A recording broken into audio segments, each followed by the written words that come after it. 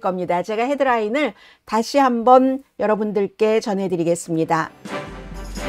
관세로 세계가 겪고 있는 지진과 여진은 전적으로 트럼프 대통령 손에 달렸습니다.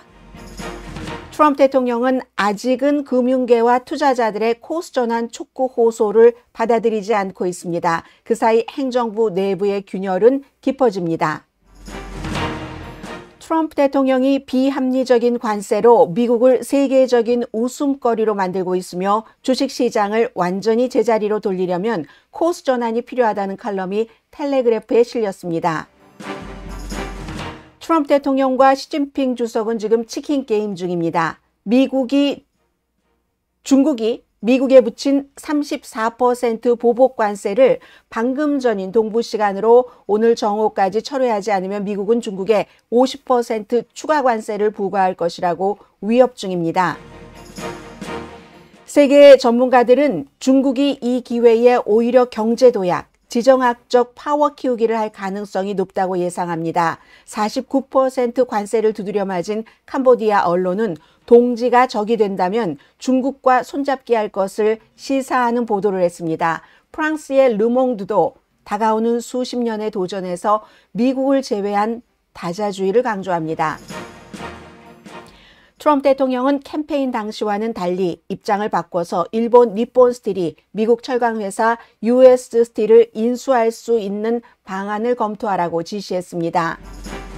또 본인의 생일인 6월 달에는 워싱턴 DC에서 대대적인 군사 퍼레이드를 계획하고 있습니다.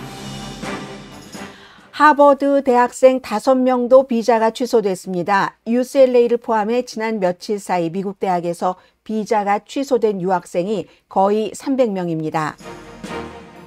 연방대법원은 절차상의 이유를 들어서 정부가 불법 체류자를 추방하기 위해서 전시법을 사용할 수 있다고 판결을 했습니다. 동시에 추방 대상자의 법적 권리 보호도 명시했습니다. 네. 연방대법원은 또 실수로 엘살바도르 감옥으로 보내진 사람을 미국으로 데려오라는 하급 법원의 명령은 이유를 밝히지 않은 채 시행 중단 판결을 내렸습니다. 여러분 안녕하십니까? 오늘의 미국 강혜신입니다. 오늘 헤드라인 입모양만 한번 보신 분도 계시고요. 그래도 여러분들께서 이렇게 바로 저에게 알려주셔서 제가 마이크를 소리를 꺼놨었어요. 죄송합니다. 오늘 우선 중요한 문제 가운데 하나는 아마 이 내용을 여러분들께서 한국 뉴스를 통해서 요즘 한국 디렉TV 보시는 분들 워낙 많으시니까요. 한덕수 권한대행이 트럼프 대통령과 한 28분 정도 전화 통화를 했다고 하던가요. 당연히 관세가 중요한 그 목적이었을 겁니다. 그런 것들이 있고 세계는 한국을 포함해서 트럼프 관세로 지금도 오늘도 여전히 어제와 똑같이 혼란입니다. 언제 철회될지조차도 처음에 관세를 시작한 것도 트럼프 대통령이고 언제 철회할지 이것도 전적으로 지금 세계가 딱 한 사람 손에 달렸어요. 도널드 J. 트럼프 미국의 47대 대통령이 손을 펴라 쥐락 펴라 하는 여기에 달려 있습니다. 그래서 두 가지 가운데 하나겠죠. 첫 번째는 트럼프 대통령이 이 모든 경제적 혼란을 이겨내고 오늘은 주식시장 조금 괜찮은 편입니다. 다른 나라로부터 굉장히 강한 양보를 받아내는 것. 아마 한국도 양보하는 쪽으로 했을 겁니다. 트럼프 대통령과 대적을 할 수 있는 나라는 세계에 몇 군데 안 됩니다. 중국, 유럽연합, 그리고 캐나다, 멕시코가 지렛대를 갖고 있다고 할까요? 이게 첫 번째고 두 번째는 시장, 오늘은 조금 괜찮지만 그동안 잃어버린 게 너무 많으니까요. 잠재적으로 경제가 계속 무너지고 트럼프 대통령이 무역 파트너들로부터도 양보도 얻어내지 못한다. 실질적인 큰 무역 파트너로부터. 그게 올해 초에 이제 캐나다와 멕시코에 하려고 했다가 뒤로 싹 물러났잖아요. 그것처럼. 그럼 관세에 대한 성과 거의 없이 결국은 접을 수밖에 없는 두 가지예요. 성공하느냐, 실패하느냐. 그럼 이 두 번째가 누굽니까? 두 번째가 지금 중국입니다. 그리고 첫 번째는 애매모호하게 유럽연합도 처음에 우리 보복할 거야 하다가 살짝 좀 약하게 하죠. 트럼프 이렇게 봐가면서 하는 거 봐가면서 하려고. 세계 모든 지도자들이 웬만하면 협상을 해서 관세를 완화하고 싶어 하지만 그런데 이게 문제가요. 트럼프 대통령이 진짜 원하는 것이 무엇인지 왜냐하면 관세를 부과한 계산법이나 뭐나 이 모든 것들이 참 이상한 점들이 많기 때문에 그리고 명확하게 설명을 하지 못합니다. 서로 모순되는 목표를 얘기를 하기도 하고 영원하다고 했다가 영원하지 않다고 했다가 오늘은 드디어 이제 일론 머스크가 테슬라에 대해서 뭔가를 잘못 말했다고 이 관세의 설계사인 피터 나바로를 모란 바보 멍텅구리라고 얘기를 할 이런 정도. 그 내부에서도 여러 가지 내용들이 있겠죠. 상무장관은 관세해야 돼 라고 얘기하면 재무장관은 트럼프 대통령 비유를 맞추면서 아니야 이거 뭐 협상 가능성이 있어 이런 식으로 얘기를 하고요. 어쨌든 이 모든 것들이 어제 여러분 생각을 해보세요. 어제 이스라엘에 네탄야후 총리가 미국에 와서 관세 같은 것도 협상을 했죠. 관세를 심지어 양보를 하더라도 아무것도 못 받을 수 있다는 것을 그대로 보여줬습니다. 아주 뭐 분위기 좋게 이런저런 얘기도 하고 했는데 이스라엘은요. 트럼프 대통령의 관세 이런 얘기를 하면서 이스라엘은 미국 상품에 대해서 우리는 완전히 무관세로 하겠다. 이건 선제적으로 관세를 포기한 거잖아요. 선제적으로 이스라엘의 관세를 포기했는데도 어제 이스라엘의 네탄야후 총리가 받아간 것은 아무것도 없습니다. 어쨌든 아무런 약속도 하지 않았으니까 우선은 너무 급하니까 협상을 해보기는 하는데 이거 뭐지? 이런 생각을 사람들이 분명히 할 수 있죠. 그리고는 이제 오늘 제가 여러분들께 텔레그래프에 실린 영국 신문이죠. 하나의 그 칼럼을 소개를 해드리겠습니다. 이 칼럼을 쓰신 분이 여러분께서 지금 사진으로 보시면 너무 작은 사진 크기가 그런데 매튜 린이라고 이분은 뭐 블룸버그에도 쓰시고요. 뭐 월스트리트저널 아니면 뭐 선데이 타임스 뭐 영국의 그런 곳에 역시 텔레그래프도 영국 신문이고요. 굉장히 꼭 트럼프의 관세를 무조건 비난하려고 하려는 그 태도가 아니라 뭐라고 할까요? 뭐라고 할까요? 이거 온건하다고 할 수도 없고 한번 들어보세요. 이분이 이렇게 얘기를 했습니다. 제목은 약간 자극적이긴 한데 내용은 꼭 그렇지는 않습니다. 트럼프 대통령이 미국을 세계적인 웃음거리로 만들고 있다. 뭐 마켓워치에도 칼럼 쓰시는 분이에요. 그래서 이분이 얘기하기를 트럼프 대통령의 관세 정책 의도 자체는 트럼프 대통령 입장도 충분히 얘기를 합니다. 글로벌 무역을 재조정하고 또 미국 정부의 뭐 이분은 재산업화라고 했는데 그게 바로 이제 제조업을 활성화한다는 얘기죠. 그리고 수입 구조도 개혁하고 관세 다른 나라에서 처음엔 주는 거라고 했지만 미국 사람들이 내는 거지만 어쨌든 정부는 수입이 늘어나니까 그런 의도는 분명한데 경제학에 대한 기본적인 이해만 하고 있는 사람들이라도 이 같은 트럼프 대통령의 이 관세로 이렇게 하겠다는 목표를 이루기 어렵다고들 생각을 한다는 겁니다. 거기에 완전히 동의하는 사람을 찾기 어렵다. 피터 나바로 이런 사람을 제외하고는. 그러나 관세 부과에는 나름대로 합리적인 논리가 있을 수도 있다고 이분은 얘기를 합니다. 많은 미국 사람들이 글로벌 세계화로 사실 피해를 본 사람들이 많은 게 사실이죠. 우리가 그동안 너무 많은 사람들이 물건을 싸게 쓰는 동안 그런 물건을 미국에서 비싸게 해서 만들었었던 그런 사람들, 뭐 근로자도 포함해서 기업인들도 손해를 봤죠. 그러나 이 경우에 항상 무역에서는 더 많은 사람이 이득을 보느냐 아니면 요만한 사람을 구한다고 이 많은 이득을 포기하느냐 그 문제죠. 약의 작용 부작용과 똑같은 겁니다.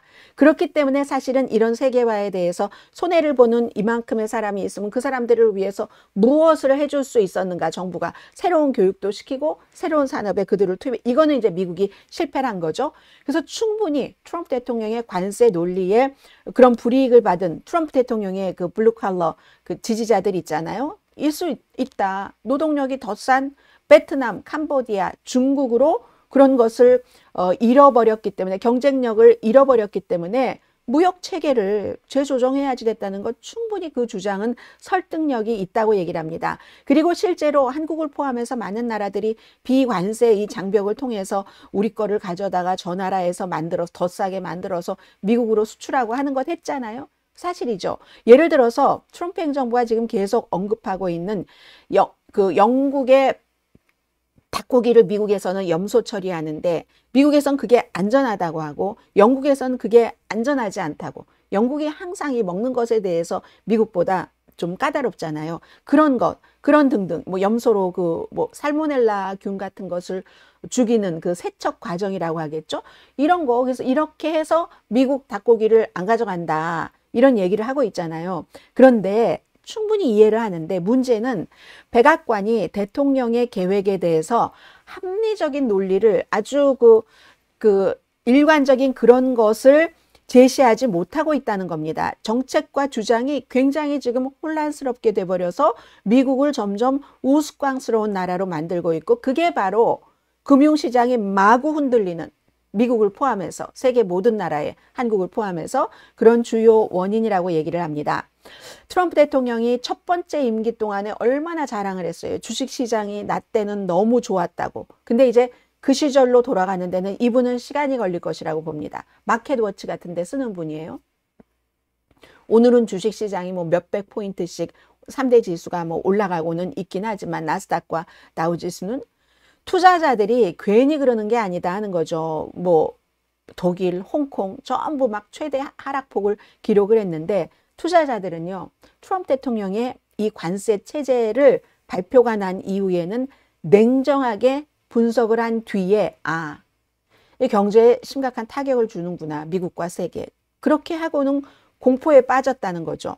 그리고 지금 무슨 뭐 마진 쓴 거 내놔라, 뭐 엄청나게 지금 아주 심각한 일들이 주식시장에선 일어나고 있습니다. 그래서 트럼프 대통령이 약 먹어야 돼. 지금 이상한 것 그렇게 하려면 약을 먹어야지라고 얘기를 하지만 물러서지 않는다는 걸 뜻하잖아요. 지금 세계는 트럼프 대통령이 이 관세에 대해서는 그냥 쉽게 물러서지 않을 것 같아, 이번엔 지금으로서는. 근데 어떻게 할지 모릅니다. 트럼프 대통령이기 때문에. 근데 그 약을 먹으라고 하는데 그 약은 너무너무 쓸 겁니다. 이분이 얘기를 합니다. 이분은 이제 관련 그 책도 많이 쓰신 분이에요. 문제는 미국 소비자, 국제 경제가 직접적으로 이제 비용 부담이 있고, 지금 한인분들도 사재기 엄청 많이 하신다면서요. 정책 자체도 모순투성이다. 모순투성이인 것이 안전하게 쭉 장기적으로 가기는 힘들다고 얘기를 하고 있습니다. 투자자들은 저 관세의 진정한 목적이 뭐지? 저 영구적인 거야? 일시적인 거야? 아니, 저 관세율은 왜 저렇게 나왔지? 명확하게 이해를 못한다는 겁니다. 이해를 못할 때는 계속 그 속에 발을 들이고 오케이 하고 포기하고 쫙 따라가기도 힘들죠. 트럼프 대통령이 관세를 협상 도구로 사용해서 세계를 겁주고 엄청, 그리고 아주 대단히 훌륭한 거래를 얻으려고 한다고 생각했을 때가 있었죠. 불과 지난 주말까지만 하더라도. 그런데 그렇게 되면요, 관세가 오래 지속되지 않으니까 트럼프 대통령이 지금 계속 얘기하는 엄청나게 많은 돈이 관세로 들어온다고 얘기하잖아요. 그런 세금 수입을 올릴 수가 없습니다. 그럼 다른 목표야? 무슨 목표야? 그럼 세금 수입을 수십억 달러를 정말 올린다면은, 그런다면은 미국 사람들이 내야지 되는 돈이잖아요. 미국 사람들이 거기에 돈을 내면 결국은 어떻게 다른 투자를 해서 제조업을 활성화합니까? 이게 굉장히 이 목표라든가 그런 것들이 성과를 이루는데 모순이 된다는 것을 계속 이분은 설명을 합니다. 관세가 무역 적자를 해결하는 것이라면 왜 협상으로 철회될 가능성을 암시하는가? 무역 협상, 그러다가도 또 뭐 하자고 하고 우리 다 선제적으로 당신네들 나라에서 오는 물건에 관세 부과 안 할게, 이스라엘처럼. 이렇게 얘기해도 또 그거 안 해주잖아요. 근데 백악관에서는 누구도 이 같은 것에 대한 설명을 제대로 해주지 못하고 있다는 거죠. 그리고 정책 실행이 너무나 엉망이라고도 얘기를 합니다. 그 관세 계산 방식은 이제 사람들이 다 아는 얘기예요. 코미디처럼 생겨서 기괴하고 매우 원시적인 공식에 기반한 건데, 예를 들어서 레토스라는 나라가 있어요. 아프리카에 있는 레토스입니다. 자, 여러분들 아프리카에 여기 레토스가 보이시죠? 저쪽 저 위에 쪽으로 가면은 중동이 있고, 이 레토스는 아니에요. 이 레토스는 저 아래에 있는 레토스예요. 자, 레토스를 보여드리죠. 아프리카는 아프리카인데 이 레토스는 이 아래에 있죠. 아프리카의 저쪽 맨 아래에 있는 이 레토스를 왜 예로 드느냐? 세계에서 가장 관세가 높습니다. 50%거든요. 아니, 왜 이 레토스가 관세가 50%여야지 되지? 근데 또 그 레토스에서 조금 더 위로 올라가면은요. 위로 올라가면은 이제 라이베리아 같은 데가 있죠. 라이베리아가 있고 제가 지금 빨간 색깔로 칠해 놓은 데는 여기는 이제 그 아이보리 코스트입니다. 라이베리아는 아이보리 코스트에 약간 그 옆에 있죠. 그쪽에. 아니 그러면은 왜 라이베리아는 10%를 받고 같은 아프리카인데 레토스는 50% 관세를 받지? 그리고 호주에 있는 로폭 섬이라는데 여기는 주민이 2,188명밖에 안 되는데 글로벌 무역 시스템을 뭐 무슨 이유론가 29% 관세를 내야지 되지? 그리고 미국이 대만을 보호하려고 한다면 왜 대만이 수출하는 것에 32% 관세를 부과하는 게 정말 좋은 것일까? 그 솔직히 말하면 바로 이 얘기예요. 이 코트 디 부아르 이게 이제 뭐 프렌치로 그렇게 얘기를 하는 거고 아이보리 코스트죠. 이 아이보리 코스트요.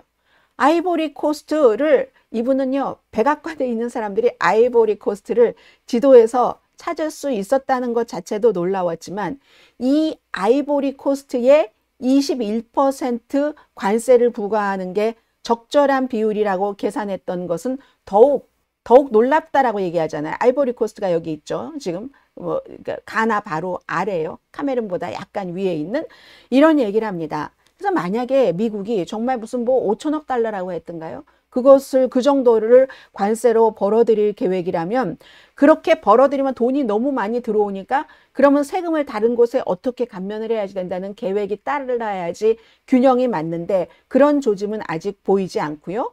그래서 말하자면 정책이 혼란 자체다라고 얘기를 합니다. 트럼프 대통령이 앞서 이분이 지적한 것처럼 무역을 재구성하려는 것 자체는 합리적일 수 있지만 그리고 캠페인에서 열심히 주장을 했어요. 사람들이 그래? 그럼 내가 부자 되는 거야? 하고 찍어줬어요. 그 공약을 했고 그런데 관세라는 것은 한 1년, 그 다음에는 이제 붙지 않는 거니까 1년 시행돼서 그것도 단계적으로 시행을 하면서 세금 감면해주면서 균형을 맞추고 충분히 시간을 두고 협상이 진행돼야지 되는데 이건 아니다는 거죠.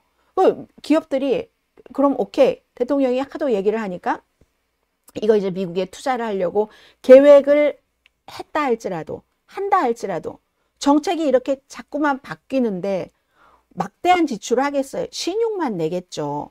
결론적으로 미국의 이 관세 정책은 트럼프의 관세 정책은 매튜 린이라는 분께서 이렇게 텔레그래프에 쓰신 겁니다. 이 관세 정책은 세계 사람들에게 미국을 굉장히 우스꽝스러운 나라로 보이게 한다. 우스꽝스러운 나라로 보이게 하고 그리고 누군가 이 정책을 제대로 관리하지 않는 한 시장은 오늘은 괜찮지만 계속 하락할 것이다 라고 얘기했습니다.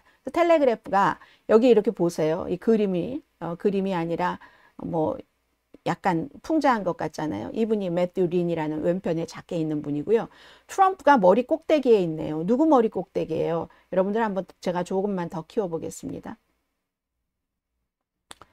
트럼프 꼭대기에 자, 다른 사람 제일 꼭대기에 섰다고 섰잖아요.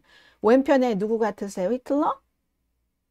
그리고 뭐 헝가리, 김정은, 푸틴 모든 사람들의 다 머리 꼭대기에 그 정도로 우스꽝스럽다 이런 얘기를 하고 있습니다. 그래서 많은 분들께서 관세 뭐 왜 물개와 펭귄이 서식하는 외딴 섬에 대해서 관세를 이렇게 물어야지 돼? 이런 그런 얘기들 하시잖아요. 근데 여기에 대해서 하워드 루트닉 상무장관이 얘기를 했습니다. 그 섬 이름이 뭐였죠?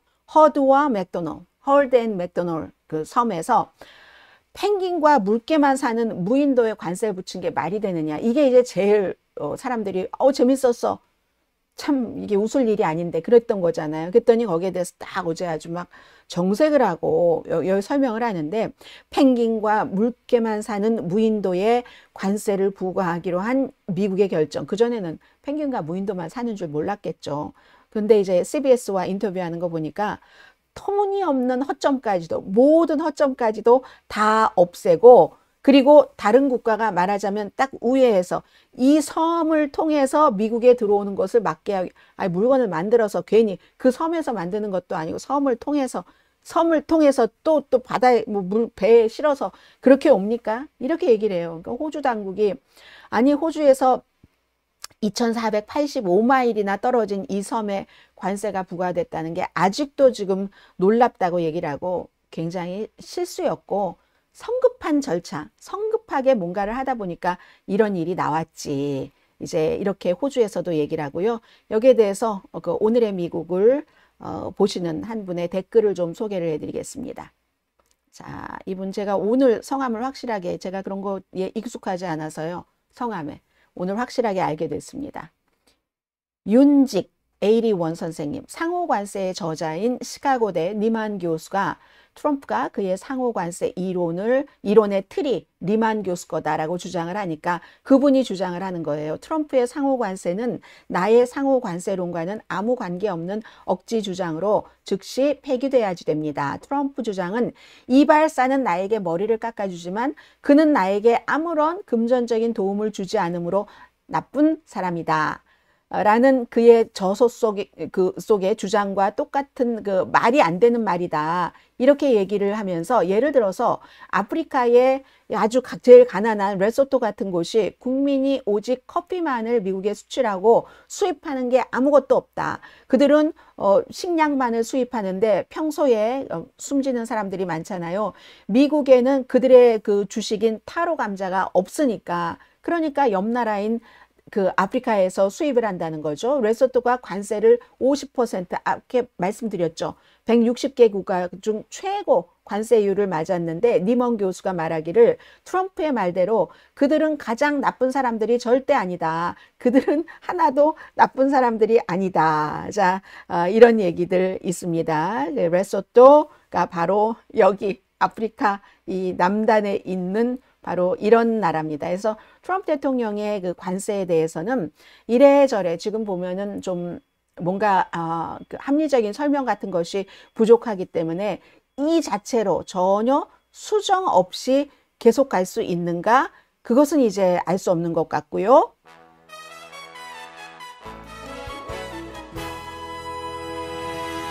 네, 오늘은 지금 주식시장 다우지수, 뭐 S&P 그리고 뭐 또 나스닥 지수 다 오름세거든요. 다 오름세이긴 하지만 지난 금요일하고 목요일에 잃어버렸던 그것을 회복하려면 아직 한참 기다려야지 된다고 말씀드립니다.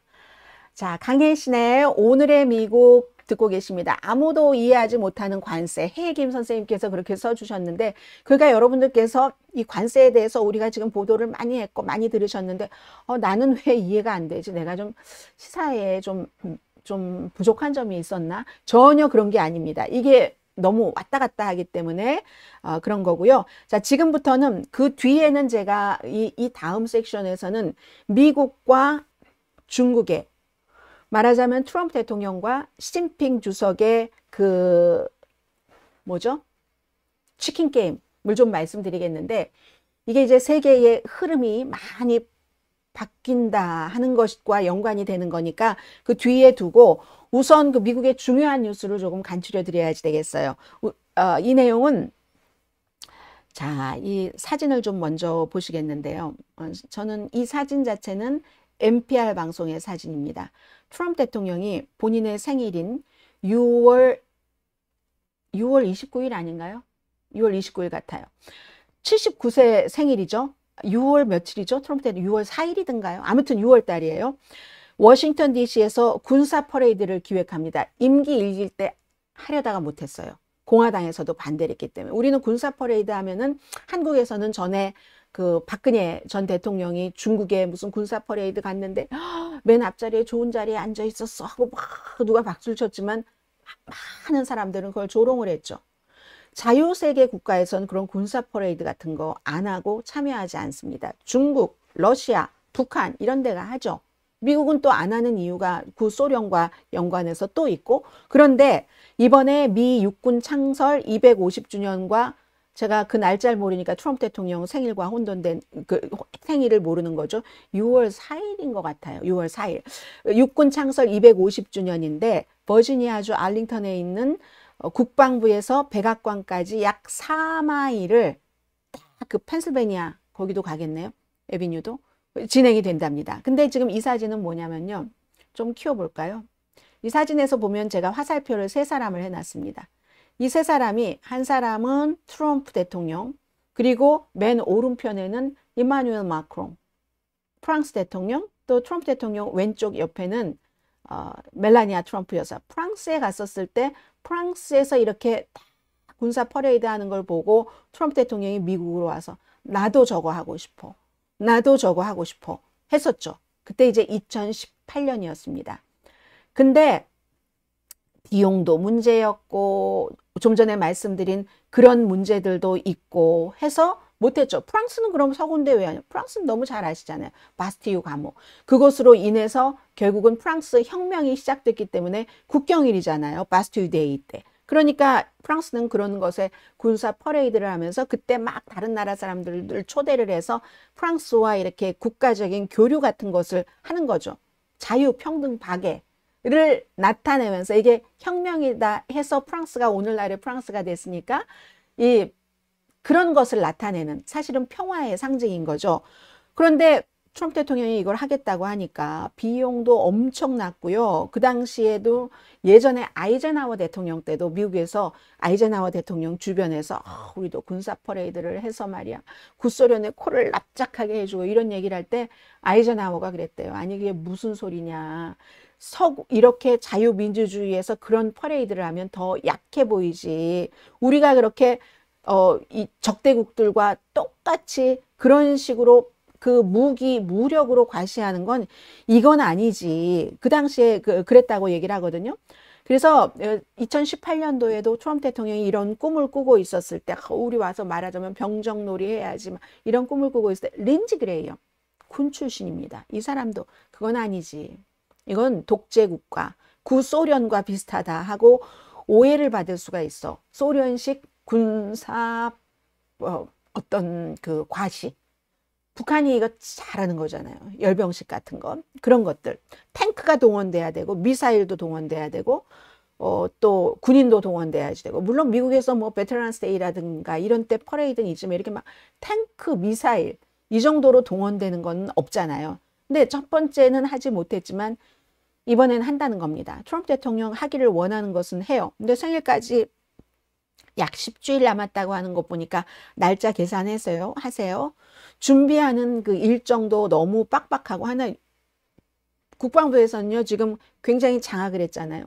네. 하겠습니다. 이런 그 사람들이 많이 있습니다. 그래서 이제 제가 NPR 방송과 인터뷰를 하는 대통령 역사학자 마이클 베슐로스 박사 얘기를 들으니까 워싱턴 DC에서 무슨 뭐 예를 들어 전쟁이 굉장히 지리하게 지속됐던 전쟁이 끝났다던가 뭐 취임식이 있을 때 군인 가죠. 그럼 뭔가 큰 이유가 있을 때 군사 퍼레이드를 열긴 하지만 뭐 그 정도 뭐 미사일 탱크를 동원한 것도 아니고 그렇지 않으면 미국의 전통에 어긋나는 일이다. 예전에 아이젠하워가 얘기했던 대로 아니 우리가 세계에서 제일 강한 국가인데 지구상에서 가장 강한 국가인데 왜 소련이 붉은 광장에서 하는 일을 병정놀이를 우리가 그대로 따라하면은 오히려 약해 보이지 이런 얘기를 하죠.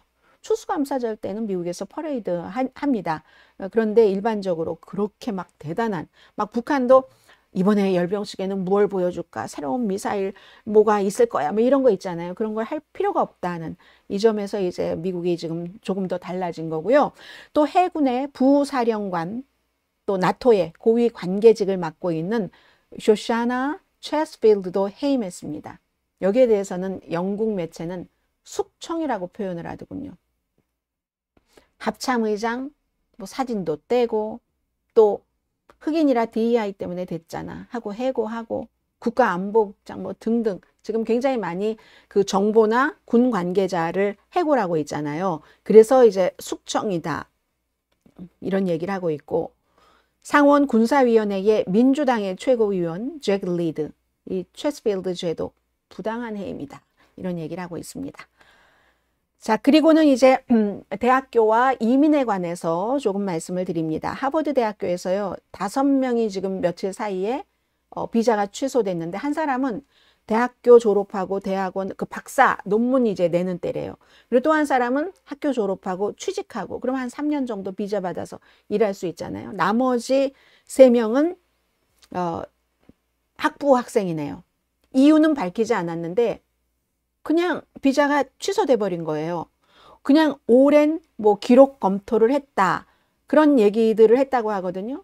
그러니까 이것은 어제 말씀드린 것처럼 UCLA에서도 스탠포드에서도 이렇게 학생들이 외국인 학생들이 특별한 이유 없이 무슨 뭐 엄청난 범죄를 저질렀다던가 그런 게 아니라 과속 티켓, 그리고 어떤 학생은 10년 전에 음주운전이 있었는데 그 음주운전 알고도 비자를 갱신 받았는데도 또 비자가 이렇게 취소되고 하는 이런 뭐 미네소타 주립대학 굉장히 많은 곳에서 일어나는데, 이것도 결국은 행정부의 지금까지 행정부는 이렇게 일하지 않았습니다. 그 통상적인 관리 같은 것을 완전히 뒤집는 게 되고 아무런 설명도 없이 그냥 뭐 어떤 학생들은 또 뭐 추방하려고 굉장히 더 거기에 가깝게 가 있고 하니까 전국에 570군데 이상의 공립대학, 사립대학교를 대표하는 어떤 단체가 있어요. 뭐 고등교육, 뭐 이민연합, 거기에 이제 CEO인 미리엄 펠드블럼 씨가 이렇게 얘기를 하면 비자가 없으면 유학생이 불법 체류자 되잖아요. 미국을 떠나야 되잖아요. 그렇지 않으면은 또 체포되고 구금되고 추방된다는 거죠. 결국은 이건 뭐 합법적인 사람들, 지금 영주권자도 감옥에 갇혀 있으니까 해외 유학생을 대상으로 한 이러한 조치가 결국은 합법적이든 불법적이든 이민자 숫자 조금 줄이고 대학 캠퍼스에서 뭐 반유대주의 이런 거 잡는다는 트럼프 행정부의 아주 광범위한 정책 의제와 일치한다, 이렇게 보시면 되겠습니다. 그리고는 연방대법원의 두 가지를 전해드리는데, 이것도 얼핏 들으면 연방대법원이 지금 트럼프 행정부 손들어준 거야 하는데 또다시 생각해보면 꼭 그런 건 아닌 것 같기도 하고 하는 점이거든요. 앞으로 최종적인 결정이 나올 때가 이제 문제죠. 일단 정부가 베네수엘라 뭐 갱단을 포함한 그런 불법 체류자를 추방하기 위해서, 그게 언제적이에요. 1798년도에 제정된 외국인 적대법을 사용할 수 있다. 연방대법원에서 나온 판결이에요. 다수에 의해서. 여기에 반대한 사람도 물론 있어요. 그런데 해당 이민자들이 추방되는 데 대해서 아주 적절한 타이밍에 그들이 법적으로 심리를 받을 권리도 있다. 합리적인 시간을 줘야지 된다. 이렇게 얘기를 했습니다. 그러니까 그 법, 뭐 외국인 적대법도 쓰되 지금처럼 아무런 모도 없이 그냥 엘살바도르 감옥에 가두지 말고 시간을 주고 이 법에 맞게 이 사람이 추방될 수가 있어 없어 하는 것을 심리를 하라는 겁니다. 그리고 또 어제 나온 것을 보니까 엘살바도르에 무슨 베네수엘라 갱단이다 해서 뭐 261명이 처음에 가고 나중에 또 몇 명이 가고 했잖아요. 대부분의 사람들은 범죄를 저지른 이력이 없다는 얘기입니다. 근데 이 판결에 대해서는 연방대법원이 왜 이렇게 판결을 내렸냐? 판결을 내릴 때는 장점이 있어야 될 거 아니에요. 거기에 대해서는 설명하지 않았고, 다만 절차상의 이유. 처음에 이 사람들이 엘살바도르 가기 전에 텍사스 어디에 억류돼 있었는데 이제 이 소송을 제기한 5명인가 그래요, 원고가. 그러면 텍사스 법원에 이걸 제기를 했어야지. 워싱턴이었잖아요. 그래서 워싱턴 법원, 워싱턴 판사가 이거 하지 마라. 하급 법원에서 이거 안 돼 있는데 지금 최고 상급 법원에서 할 수는 있는데 법적 절차를 따라. 왜냐면 그 대통령의 권한으로 두는 겁니다. 지금까지 아무런 대통령도 2차 대전 이후에 그걸 쓰지 않았다 할지라도 대통령이니까 쓰려면 써. 하지만 법적 테두리 안에서 써. 이게 이제 연방대법원의 판결입니다. 그러니까 서로 다 승리했다고 얘기해요. 이쪽 이민 불법 체류자를 대변한 변호인들은 거봐라. 법적 절차를 거쳐야지 된다고 해야지. 트럼프 대통령은 거봐. 내가 이 법을 쓸 수 있다고 하잖아. 또 연방대법원이 트럼프 행정부가 실수로 추방한 바로 이 사람이에요.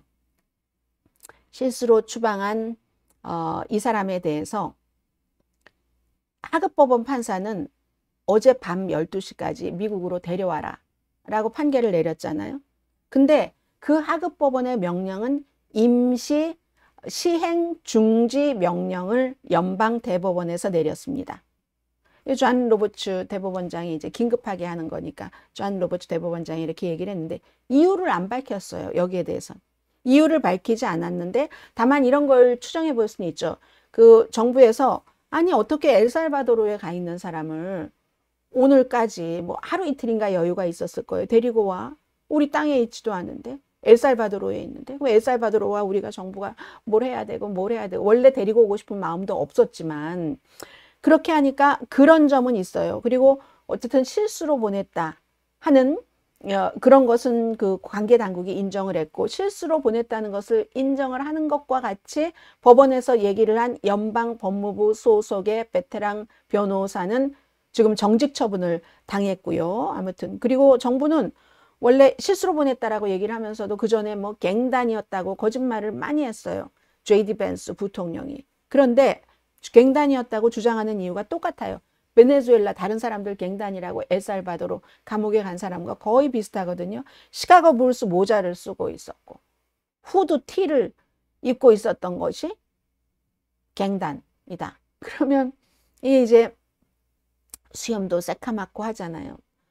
머리가 은빛이 아니고 피부도 하얗고 머리도 은빛이고 뭐 완전 백인이라는 게 증명되지 않는 사람은, 아니 시카고 불스 모자 못 써요? 뭐 LA 레이커스 모자 쓴다고 또 누가 잡혀가지 않을지 모르겠어요. 지금 그런 문제가 있다는 거고요. 자, 우선 이 정도로 말씀드릴까요? 그랬더니 어떤 분이 이런 얘기도 해주시네요. 유저 아름들이라는 분인데, 자, 여러 가지 지금 뉴스 여기까지 들으셨는데 여러분은 어떻게 들으셨어요? 뭐 하나 매듭 짓는 소식은 없고 산적해 있는 문제만 넘쳐나니까 도대체가 나올 수 없는 늪 위에서 구원을 바라는 형국 같아요. 내일 또 내일. 김수철 노래인데 인내하면 되는 건가요? 슈퍼맨은 뭐 하는 건지 모르겠어요. 지구를 뒤로 돌리지 않고. 여러분의 슈퍼맨은 누굽니까?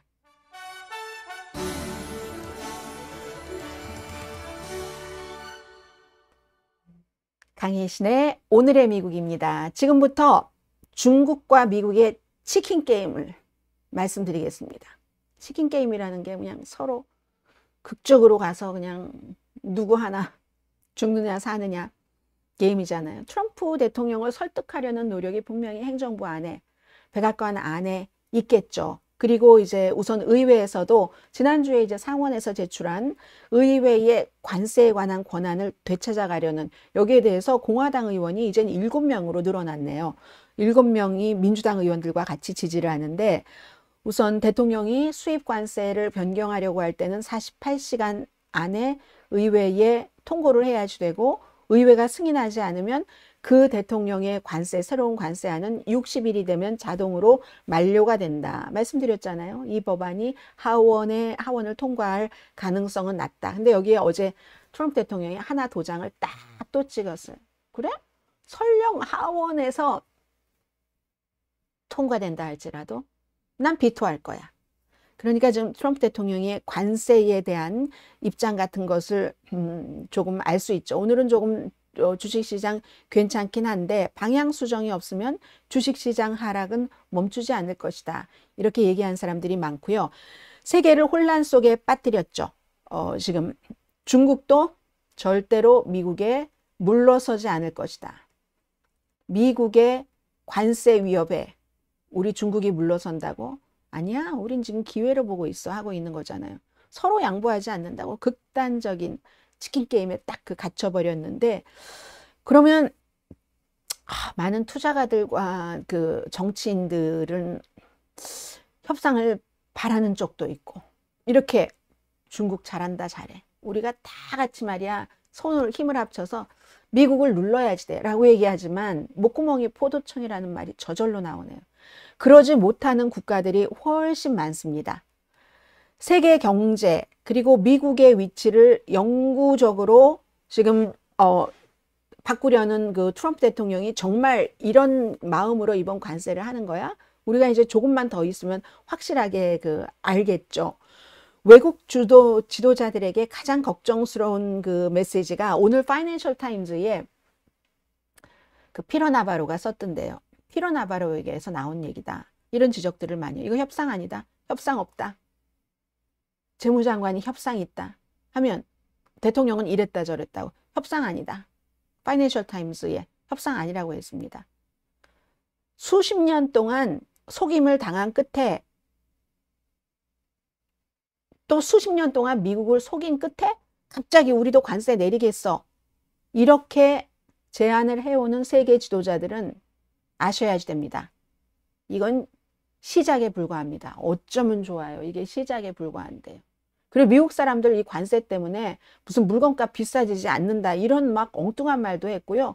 그러니까 maybe 테슬라와 관련된 말과 관련해서 일론 머스크가 그렇지 않아도 일론 머스크는 유럽과는 완전 관세 없지 하는 것을 원하는데 본인 여러 가지 사업적인 구상이 있지 않겠어요?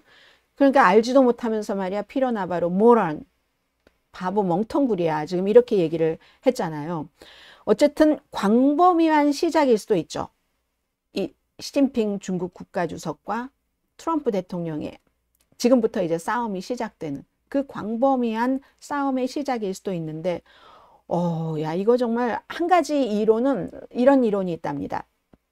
트럼프 대통령이 말하려고 해서 여러 그 경제 수석 고문들과 함께 말하려고 협정이라는 그 계획을 지금 검토를 하고 있다고 하는데 마지막 목표는 미국의 무역 파트너가 어떠한 방법을 통해서 국제 통화 거래에서 미국 달러를 약화시킬 수 있도록 이건 이제 여러 가지가 있겠죠. 환율 조정 등등을 해서 트럼프 대통령이 강한 달러를 원해? 약한 달러를 원해. 이것도 우린 항상 게싱 게임을 해야지 되는 거잖아요. 근데 이건 달러를 약화시키려고 하는 거 아니야? 그래서 미국의 수출품이 다른 나라에서 사갈 때 더 많이 사갈 수 있도록 그렇게 하는 거 아니야? 그리고 중국이 지금 뭐 달러를 많이 갖고 있는 그 가치를 떨어뜨리려고 하는 것 아니야? 뭐 이런 생각들을 하는 사람들도 있는데 뭐 거기에 대해서 행정부 자체에서는 지금 조금 부인하는 그런 면도 있는 것 같기는 하고요. 어쨌든 중국은 이 두 전선에서 전부 물러설 뜻이 전혀 없습니다. 끝까지 싸우겠다고 좀 전에 얘기를 했잖아요. 중국도 끝까지 싸우겠다고 했을 때 이것도 진심인 것 같다. 그래서 유라시아 그룹의 컨설팅 회사의 그 컨설팅 그 컴퍼니의 댄 왕이라는 분이 중국이 물러설 것이라고 생각하는 것은 실수다. 왜냐하면 또 베이징은요. 이참에 뭐 기회 조금 이따 말씀을 드리겠지만 기회도 있지만 시진핑이 트럼프에게 약해 보이는 거 이거 정말 보이고 싶지 않는 거죠. 자 그래서 글로벌 무역에서는 뭐 항상 뭐 승자도 있고 패자도 있고 하는데 당연히 이 관세로 베이징 타격 입었죠. 타격 있고 오늘도 보니까 5월 2일부터라는 것 같아요. 지금 뭐 그 쉬인이라든가 옷 같은 거 파는데 또 그 테무에 대해서도 여기 몇백 달러까지는 뭐 관세 부과 안 하고 이런 것들이 있었잖아요. 왜냐하면 그렇게 하려면 세관에서 사람들을 엄청 뽑아야지 되고 돈이 엄청나게 많이 든대요. 그러니까 지금 그쪽으로 돈 많이 써야지 될 겁니다. 근데 이제 그 일반인들은 작은 거니까 그냥 싸게 샀고 이것도 이제 안 한다. 그 시행 날짜를 5월 2일로 하는 것 같아요. 아마 온라인 엄청 바쁠 겁니다. 뭐 테무나 쉬인에서 물건을 사람들이 그 사들이기 위해서. 그래서 중국도 크게 타격을 입은 거 맞고 지금요 보세요. 34%에다가 그 전에 20% 하면 54%에다가 50%를 추가로 할 수도 있다고. 게다 대고 자동차 25%, 자동차 부품 25%, 알루미늄 25%, 그리고 또 철강 25% 이거 도대체 100 몇십 %인 거예요. 중국에도 당연히 피해를 줄 수 있죠. 그런데 시진핑 중국 국가주석은 중국의 영향력을 확대할 기회로도 보는 겁니다. 미국 무역 파트너들과 야 이럴 수가 있어. 각오하고 또 각오했었던 것보다 엄청 큰 트라우마를 지금 다른 나라 사람들이 미국 사람들도 트라우마를 지금 겪고 있잖아요. 이거 워싱턴 포스트의 표현입니다. 그러니까 얼마 전에 몇 년 만에 중국 또 일본 한국의 무역 관계자들이 몇 년 만에 만나서 우리는 결국은 요 가까운 이 물류상으로 여기에 살고 있고 우리끼리 뭉쳐야지 된다. 이걸 미국에서 굉장히 중요하게 보고 있거든요. 변동성과 불확실성. 중국이 새로운 동맹을 만들고 그리고 이제 동맹을 키워나갈 기회를 갖게 됐는데 이걸 이제 미국은 이거 안 해야지 된다라고 얘기를 하는데 지금 트럼프 대통령은 거기에 신경 안 쓰는 것 같고요. 트럼프 대통령을 가리키는 중국의 별명이 있답니다. 위험과 기회를 나타내는 건데 중국어 하시는 분들 저의 중국어를 들어주세요. 한글로 써놓고 하는 거예요. 태메이프 이게 완전히 무능하다. 트럼프에 대해서 이런 별명이 있대. 그리고 또 하나는 찬주행권, 찬주행권. 트럼프가 중국을 다시 위대하게 만든다. 이거 얼마 전에 보라색 모자로 Make China Great Again, 이코노미스트도 표현을 했었죠. 가디언도 마찬가지예요. 시진핑 주석이 세계 다른 나라에 아주 그 매력적인 공세를 시작했다는 그런 얘기를 하고 있는데, 물론 중국도 지금 경제적으로 어려운 상태에서 벌이고 있는 건 하지만, 만약에 트럼프가 다른 나라를 위협해서 많은 것을 가져오는 것은 실패를 하는데, 반면에 시진핑이 미국과 무역 파트너를 했는데 미국이 동맹이 적보다 더 나쁘다고 하네 해서 딱 정말 너무 지금 충격을 받았어요. 그런 파트너들을 설득을 해서 동맹을 맺고 더 이상은 이제 미국하고 얘기하지 마세요. 그리고 중국과 이런 것을 확대를 해 나간다면, 그러면은 이거는 굉장히 좋다는 급진적인 변화가 될 것이라는 거죠. 어차피 지금으로서는 서로 중국과 미국이 이 문제에 있어서 화해를 할 가능성은 현재는 낮다고 봅니다. 물론 트럼프 대통령이 하는 일이니까 있을 수도 있어요. 어느 날 갑자기. 그래서 시진핑 주석에게는 굉장히 좋은 한 주였다. 월스트리트저널, 미국 신문이 이렇게 평가를 합니다. 중국의 권위주의 체제라는 것은 무역으로 인해서 어떤 그 정치적인 사회적인 고통이 있다 할지라도 권위주의 국가잖아요. 이겨내는데 도움이 될 만한 그 어떤 지렛대 같은 것을 갖고 있다는 거죠. 반면에 미국은 어떻습니까? 미국은요, 18개월 있으면 선거 치러집니다. 물론 18개월 아직 한참 남은 것 같지만 미국 공화당 의원들이 왜 한 사람 한 사람 이거 좀 방향 수정해야 돼요 라고 얘기를 하겠어요. 유권자들에게 지금부터 다가가야지 되잖아요. 적어도 실패를 한다 할지라도 나는 그때 트럼프 대통령을 말리려고 했었어 하는 도장 찍어주기를 하는 거죠. 어차피 그 정치인들도 이게 다 잘 된다고 생각하면 왜 그러겠어요. 그래서 미국은 중간 선거를 치러야지 되는데 권위주의 국가와 민주주의 국가는 운영하는 방식이 이렇게 다르다는 거죠. 그때 뭐라고 얘기를 하겠어요? 시진핑 주석에게 정당성을 주는 거죠. 블라디미르 푸틴 러시아 대통령이 그랬던 거죠. 봐라, 미국, 유럽 봐봐. 민주주의가 저렇게 후졌다니까 막 스물스물 쓰러지는. 시진핑 주석도 똑같이 서방 세계 국내적으로는요, 약하고 분열됐고 후퇴 중이다. 확인하지 않았는가. 트럼프라는 사람이 나와서 이렇게 한다. 별다른 노력도 하지 않고 별다른 노력도 없이 이런 일들을 할 수 있다. 이 표현은 악시오스의 표현이었습니다. 캄보디아에서 발행되는 신문과 르몽드지를 살짝만 소개를 해드리겠어요. 중국이 이렇게 미국과 끝까지 싸우겠다. 그런데 이것도요, 트럼프 행정부에서 예를 들어 중국과의 무역 적자 같은 걸 얘기를 할 때도 좀 올바르게 얘기하면 좋은데 거의가 제대로 맞는 게 없어요. 뭐 중국과 100억 달러 무역 적자 있다 하는데 아무 전문가도 여러 번 주장을 했는데 중국과 미국의 무역 적자가 100억 달러라는 증거를 내지도 못하고 아무도 그러리라고 생각하지도 않습니다. 아무튼 그래서 지금 이제 이 신문이에요. 49% 관세 폭탄을 맞은 캄보디아에서 발행되는 맨 위에 제가 스퀘어로 해놨죠. 크메르 타임스. 예, 이름이 작아서 잘 안 보이네요. 추온 반다삼바스. 이분이 쓴 글인데 만약에 49% 관세가 시행된다면 그러면 지금까지의 미국과 캄보디아 간의 우호 관계는 상상할 수 없을 정도로 훼손될 겁니다.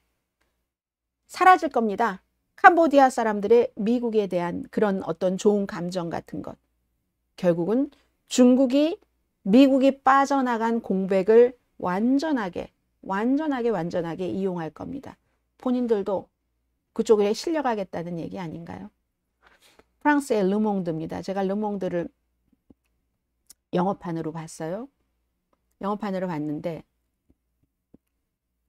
결국은 이 르몽드지의 내용은 이런 내용입니다. 세계적인 지금 위협이죠. 트럼프 대통령의 이런 관세는 이걸 어차피 트럼프가 이렇게 할 것이라면 우리는 앞으로 그 수십 년 동안의 어떤 그 달라진다는 그런 것이라면은 기회로 잡아야 된다. 여기에 대해서 한탄을 해서는 안 된다. 이 트럼프 대통령이 만든 혼란을 한탄하기보다는 수십 년의 미래를 보면서 미국 빼고 다자주의의 토대를 이번에 마련을 해야지 된다. 세계적인 위험을 알고 집단적으로 행동하기로 결심한 그런 그 국가들을 하나로 묶어서 우리에게 기회가 있다고 봐야지 된다. 이건 기회가 있다고 봐야지 된다라는 얘기거든요. 이런 기회가 있는데 이 기회를 어떻게 붙잡지 않을 수가 있어?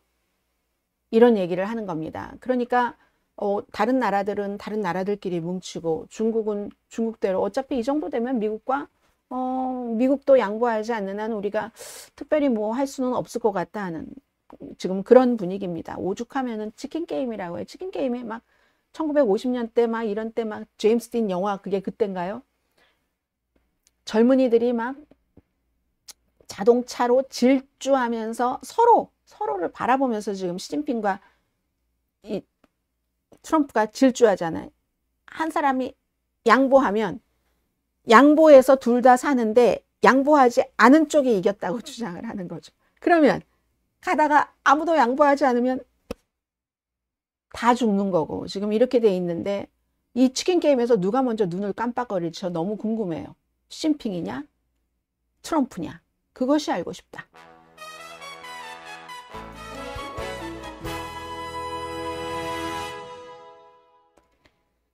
강혜신의 오늘의 미국입니다.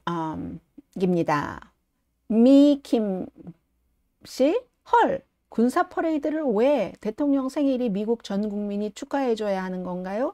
독재 국가나 하는 짓거리는 다 하려고 하심. 전 세계 상대로 파워게임. 미국 맞아요? 미국? 이렇게 얘기하네요. 돈 많으니 본인 돈으로 하시든지요. 자, 그리고 아유 원신 선생님 이분은 89 많은 시청자 여러분 들어오신 김에 좋아요 한 번씩 눌러주시면 더 많은 사람들과 함께 할 수 있을 거예요. 오늘도 좋은 하루 되세요. 로빈 후드 선생님, 중국이 천안문 광장의 군사 퍼레이드 준비 과정에서 여군 옷깃에 핀을 꽂아서 줄을 맞춥니다. 그리고 중국 인민해방군의 바지 속에 군화를 내딛는 소리를 녹음을 해서 슈퍼컴퓨터로 재현한 녹음 파일을 틀면서 퍼레이드를 합니다. 이런 내용을 미국은 알고 있을까요? 상상을 초월하는 인간들이에요. 그러니까 이제 중국과의 이 치킨 게임 어떻게 되는가 뭐 그런 여러 가지를 자 여러분들께서 얘기를 해주고 계시고요. 저는 마지막 세션 조금 짧게 가겠습니다. 제가 요즘 그 관세에 대해서 보도를 해드리니까 뉴스라는 것이 어떤 때는 말랑말랑한 것도 있고 어떤 때는 사회적인 것도 있고 요즘은 온통 딱딱한 관세에 관한 것이잖아요. 그래서 좀 딱딱하긴 한데 마무리는 시사만평으로 마무리를 하겠고요.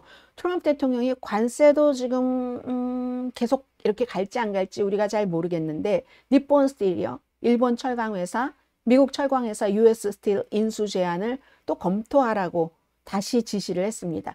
처음엔 절대로 안 돼, 절대로 안 돼. 바이든과 똑같이 그러다가 나중에 또 좀 할 것 같이 하다가 또 안 할 것 같이 하다가 지금 또 이거 뭐 어떻게 할 수 있어? 하고 또 다시 지금 하고 있는 거잖아요. 이것도 사실은 알 수 없는 일이에요. 돼봐야지 안다 하는 거고 그리고 이제 이 마지막 시사만평입니다. 이 시사만평은 과거의 시사만평이에요. 사실은 과거의 시사만평인데 나프타라고 써 있죠.